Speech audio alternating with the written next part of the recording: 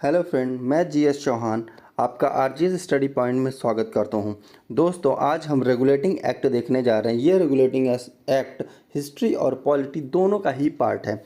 यहाँ पे जैसे कि हेडिंग डली हुई रेगुलेटिंग एक्ट 1773, रेगुलेटिंग एक्ट 1773।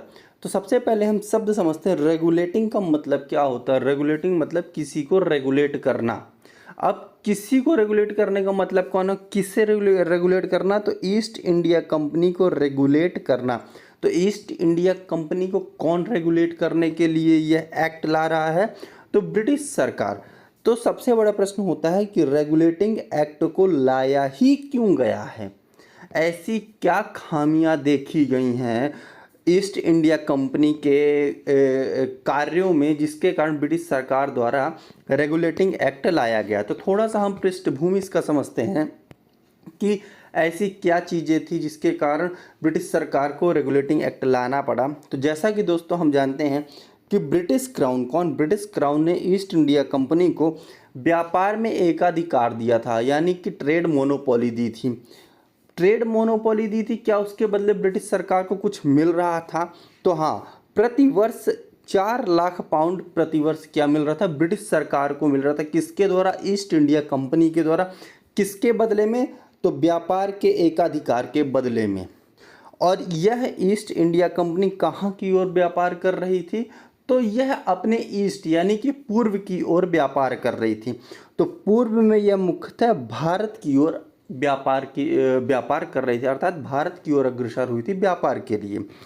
तो दोस्तों, जब यह व्यापार कर रही थी तो कुछ समय बाद यह व्यापारिक गतिविधियां संपादित करने के क्रम में यह देखा गया कि ईस्ट इंडिया कंपनी की स्थिति क्या हो गई, धीरे धीरे हो गई दिवालिया। अर्थात कि 1768 के तकरीबन मतलब कि करीब आते आते ईस्ट इंडिया कंपनी की आर्थिक स्थिति इतनी लचर हो गई, इतनी कमज़ोर हो गई कि वह दिवालिया होने के कगार पे आ गया। ठीक है। और दूसरी तरफ ईस्ट इंडिया कंपनी के जो कर्मचारी हैं वह लगातार समृद्ध होते जा रहे थे। उसी समय ईस्ट इंडिया कंपनी ने 1772 के आसपास 1 लाख पाउंड का ऋण लिया। और जैसे ही 1 लाख पाउंड का ऋण लिया वैसे ही ब्रिटिश सरकार के कान खड़े हो गए। कान खड़ा होना लाजमी सी बात थी। क्यों? क्योंकि ईस्ट इंडिया कंपनी को एक प्रॉफिटेबल कंपनी के रूप में देखा जा रहा था। प्रॉफिटेबल कंपनी के रूप में देखा जा रहा था, तभी तो उसके कर्मचारी इतने समृद्ध थे। तो ऐसी क्या परिस्थितियां उत्पन्न हो गई कि ईस्ट इंडिया कंपनी दिवालिया होने के कगार पे आ गया और उसे 1 लाख पाउंड का ऋण लेना पड़ा। क्या उसे 1 लाख पाउंड का ऋण लेना पड़ा? तो इसके लिए क्या हुआ, ब्रिटिश संसद ने एक समिति का गठन किया। और जब उस समिति का गठन किया तो उस समिति ने अपनी रिपोर्ट जब दी तो ब्रिटिश सरकार अचंभित हो गई उस परिस्थिति को जानकर जिसके कारण ईस्ट इंडिया कंपनी दिवालिया हो गई थी। और वह परिस्थितियां क्या थी कि ईस्ट इंडिया कंपनी के कर्मचारी, कौन? ईस्ट इंडिया कंपनी के कर्मचारी कंपनी के व्यापार पर ध्यान केंद्रित ना करते हुए अपने व्यक्तिगत व्यापार को महत्व प्रदान कर रहे थे। कंपनी के कर्मचारी द्वारा निजी व्यापार को क्या प्रदान किया गया था? महत्व प्रदान किया गया था, जिसके कारण से कंपनी की आर्थिक स्थिति क्या होती जा रही थी? कमजोर होती जा रही थी। इसके अलावा कंपनी के कर्मचारी को कम वेतन मिल रहा था। जाहिर सी बात है, जब कंपनी के कर्मचारियों को कम वेतन मिलेगा तो कंपनी निजी व्यापार की ओर क्या हो जाएगी? अग्रसर हो जाएगी। कंपनी नहीं, कंपनी के कर्मचारी निजी व्यापार की ओर अग्रसर हो जाएंगे। जब कंपनी के कर्मचारी निजी व्यापार करेंगे, कंपनी के व्यापार अपने आप हतोत्साहित हो जाएगा। जब कंपनी का व्यापार हतोत्साहित हो जाएगा तो कंपनी अपने आप आर्थिक रूप से कमजोर हो जाएगी और वह क्या हो जाएगी? दिवालिया होने की कगार पे आ जाएगी। लेकिन वहीं दूसरी तरफ कंपनी के कर्मचारी लगातार समृद्ध होते जाएंगे। क्यों? क्योंकि उनका व्यक्तिगत व्यापार, जिसे निजी व्यापार कह रहे हैं, वह लगातार फल फूल रहा है। दूसरी तरफ 1769 के आसपास, कब? 1769 के आसपास बंगाल में भयंकर अकाल पड़ा। जब बंगाल में इतना भयंकर अकाल पड़ा कि 1/4 आबादी की क्या हो गई? मृत्यु हो गई। अब सोचिए अकाल पड़ रहा है, कंपनी के कर्मचारी इतनी लालसा से भरे हुए हैं कि वह लगातार बंगाल के लोगों पर करारोपण कर रहे हैं।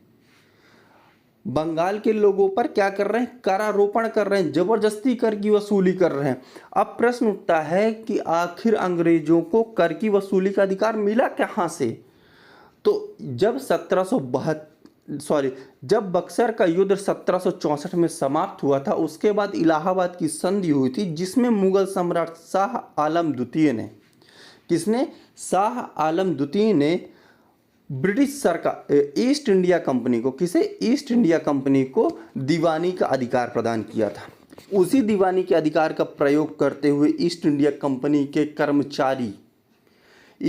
कंपनी के कर्मचारी जबरदस्ती ऋण की वसूली करते थे बंगाल के लोगों से। ठीक है, तो उसी का परिणाम क्या था कि 1/4 लोगों की मृत्यु हो गई अकाल के समय। उसका परिणाम अकाल नहीं था, अकाल के समय अत्यधिक ऋण की वसूली की गई, जिसके कारण लोगों के पास खाने के लिए भी अन्न नहीं बचा, जिसके कारण से क्या हुआ? लोगों की मृत्यु हो गई। इसके अलावा कंपनी के दिवालिया होने का कारण क्या है? तो कंपनी का लगातार युद्धरत होना, अर्थात कंपनी लगातार युद्ध कर रही थी।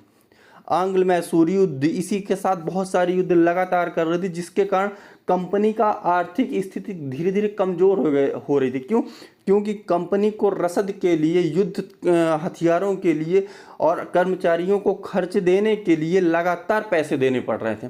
इन सब कारण के कारण क्या होता है? कंपनी लगातार दिवालिया होती जाती है। तो जब ये सब देखी किसने? ब्रिटिश संसद को जब ये सब पता चला कि कंपनी का व्यापार हतोत्साहित हो रहा, लोग निजी व्यापार की ओर अग्रसर हो रहे हैं, कंपनी के कर्मचारी, तो ब्रिटिश सरकार को ऐसा लगा कि अभी तक कंपनी के लिए कोई भी रेगुलेटिंग एक्ट आया नहीं है, क्यों ना हम एक रेगुलेटिंग एक्ट लाएं, जिसके कारण से हम कंपनी पर नियंत्रण स्थापित कर सकें और कंपनी को रीस्टैब्लिश कर सकें। क्या कर सकें? रीस्टैब्लिश कर सकें। उसी का परिणाम क्या था कि 1773 में रेगुलेटिंग एक्ट लाया गया। क्या लाया गया? रेगुलेटिंग एक्ट लाया गया। ठीक है, और कंपनी पर नियंत्रण करने के लिए अभी भी कोर्ट्स ऑफ डायरेक्टर क्या थे? मौजूद थे। जब कंपनी बनी थी तब भी कोर्ट्स ऑफ डायरेक्टर थे, अब भी कोर्ट्स ऑफ डायरेक्टर थे, जिनकी संख्या कितनी थी? 24 थी।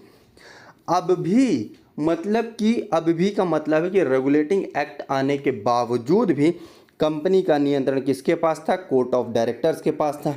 इसके साथ साथ जो कंपनी थी वह क्या करती थी?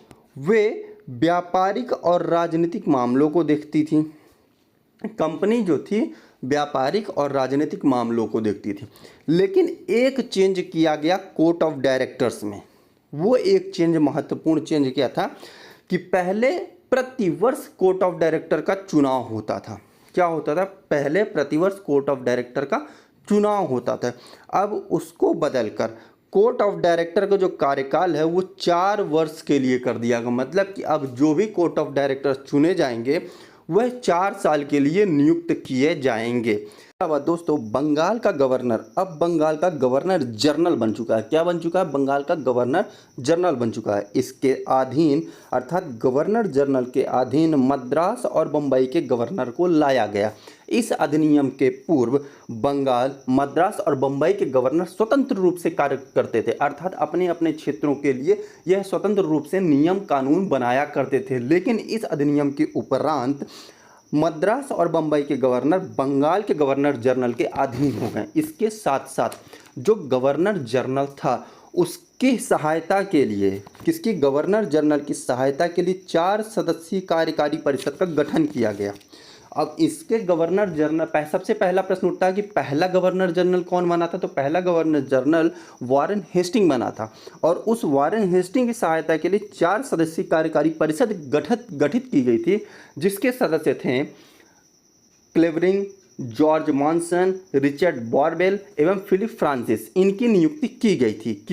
किस लिए? कि ये जो 4 सदस्यीय कार्यकारी परिषद है वह गवर्नर जनरल को सलाह दे सके, जिसकी सलाह पे गवर्नर जनरल अपने कार्य को संपादित करेगा। और इनका जो कार्यकाल होता था वह 5 वर्ष के लिए था। कितने वर्ष के लिए था? 5 वर्ष के लिए था। इसके साथ साथ मित्रों, कलकत्ता में एक उच्चतम न्यायालय की भी स्थापना की गई। क्या किया गया? एक उच्चतम न्यायालय की स्थापना की गई। कब किया गया था? वो 1774 में, जिसमें 3:1 का रेशियो था। 3:1 मतलब एक मुख्य न्यायाधीश होगा और 3 अन्य न्यायाधीश होंगे, जिसमें से प्रथम मुख्य न्यायाधीश कौन थे? Sir Elijah Impey. Sir Elijah Impey Supreme Court के प्रथम मुख्य न्यायाधीश थे और इनके सहायक न्यायाधीश के रूप में रॉबर्ट चेम्बर, स्टीफन सीजर एवं जॉन हाइड की नियुक्ति की गई थी। इनकी क्या की गई थी? नियुक्ति की गई थी। इसके साथ साथ दोस्तों हम ये देख रहे थे कि जैसे कर्मचारी क्या करा करते थे? अपना निजी व्यापार करते थे, भारतीय लोगों से रिश्वत लेते थे, भ्रष्टाचार में लिप्त थे। तो इन सब चीज़ों पर क्या किया गया? पाबंदी लगाई। कंपनी के कर्मचारियों द्वारा निजी व्यापार पर पाबंदी लगाई गई। उपहार और रिश्वत लेने पर क्या किया गया? रोक लगाया गया।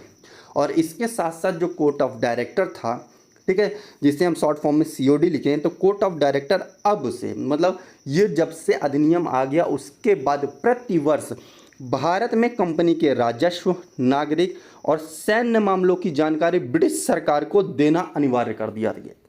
किसको? ब्रिटिश सरकार को देना अनिवार्य कर दिया गया था।